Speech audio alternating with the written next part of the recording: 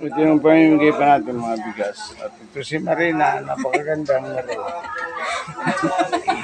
Ito ang mahala sa ating mga kalusugan at pinansyal at pangangailangan ng ating mga kapatid.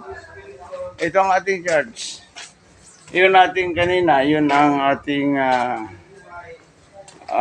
yung kusina natin, extension natin para doon mamigay ng mga ayuda. Yun naman ay sa tulong ng lahat ng mga kapatiran na kung saan ibang bansa. Salamat po. Purihin ang Panginoon. Ito naman ang ating church. Dito tayo kumukuha ng mga relief. Pero ito ay paubos na at marami ng tao ang nabigyan. Ito naman ating kapatid na Reggie. Patuloy siyang nagtumutulong sa gawain ng Panginoon. At ito rin ay nag-aaral sa Bible School. At purihin ang Panginoon sa kanyang buhay. Siya po yung nag-ayos itong church. At marami siyang karunungan.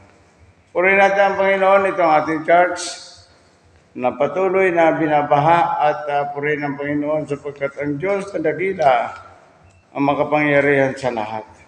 Salamat po, purihin natin ang Panginoon.